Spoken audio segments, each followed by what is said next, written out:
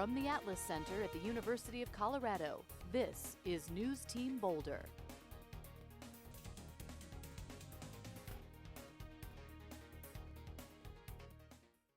Hello and welcome to News Team Boulder. I'm Matt Hamlin. We'll start today with some breaking news. The Kansas City Chiefs have released former Pro Bowl running back Larry Johnson. This comes a week after the troublesome running back was suspended by the Chiefs for posting gay slurs on his Twitter account. Larry Johnson ran for over 1,700 yards in back-to-back seasons in 2005 and 2006.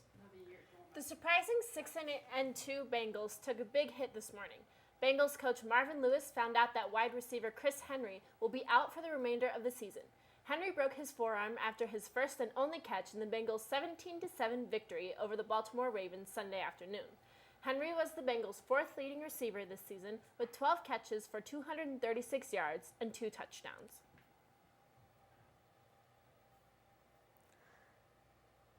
Coming up after the break, we will talk about the Broncos and Steelers Monday Night Showdown and the new streaks that both teams are on.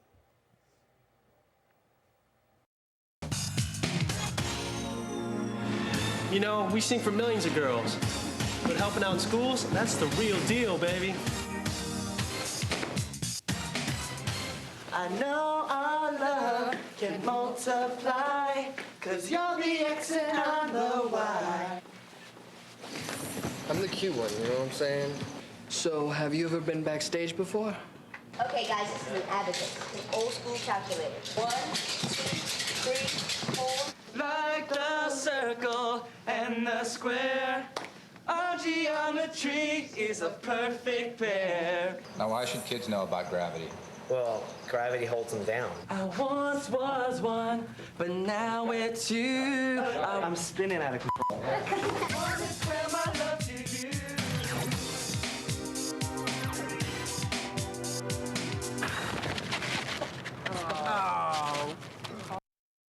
Welcome back to News Team Boulder.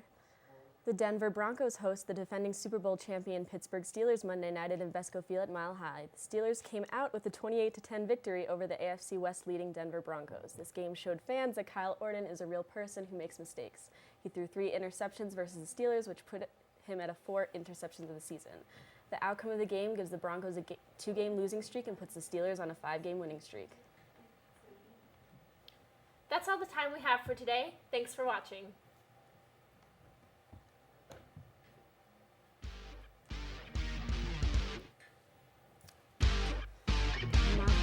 Teleprompter. I'm just like. I knew you were like, the Steelers on the.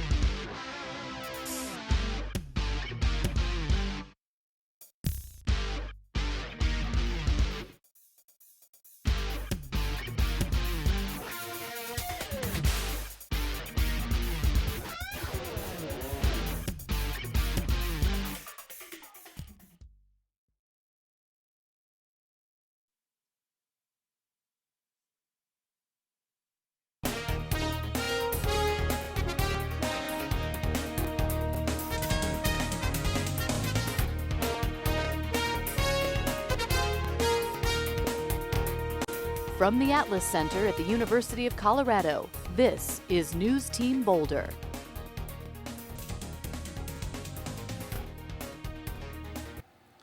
Hello and welcome to News Team Boulder. This is Brent. I'm Laura Etram. And I'm Matt Hamlin. The Broncos' magical season is quickly turning to the worst. Starting off 6-0, the Broncos have been blown out in the second quarter of the last 2 games and have quickly dropped to 6-2. The one game they're 1 game ahead of the San Diego Chargers. After a slow start in the first half, both offenses, the Steelers came back and torched 21 points in the second half behind Big Ben, with 3 touchdowns, and Rashad Mendenthal's 155 yards rushing. Tyrone Carter had 2 interceptions, 1 for a touchdown. He's starting in the center for Ryan Clark, who was out with a rare blood disorder, who was aggravated in high altitude and needed to stay. Needless to say, the Broncos have need to get back on track this week against Washington as Chargers come into town the following Sunday. Kansas City Chiefs running back Larry Johnson was released by the team after he came back from his second suspension in 12 months. The troubled running back was suspended for posting gay slurs on his Twitter page, as well as questioning the competence of head coach Todd Haley. Johnson was a Pro Bowl running back in 2005 and 2006, but his productivity has declined every year after he was only 75 yards away from breaking Priest Holmes' franchise record. And he will no longer have the chance to break it, much to the delight of the Chiefs fans. After a petition was started by a group of Chiefs fans, season ticket holders, asking the front office to release Johnson, preventing him from breaking the record, they got their wish.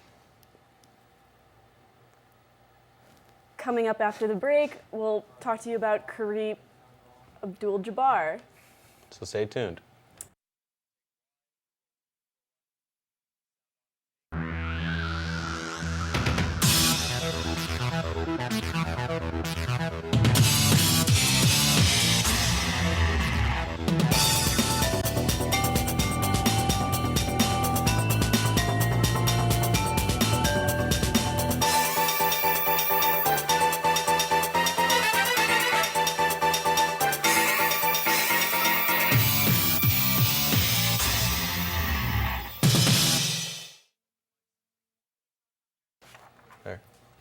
Kareem Abdul-Jabbar is being treated for a rare form of leukemia, and the basketball great said his prognosis is encouraging. The NBA's all-time leading scorer was diagnosed last December with chronic myeloid leukemia. The 62-year-old Abdul-Jabbar said his doctor didn't give any guarantees, but informed him that he has a very good chance to live his life out. Abdul-Jabbar became concerned last year after getting hot flashes and sweats on a regular basis. An exam showed his white blood cell count was sky high, and a doctor quickly diagnosed the condition.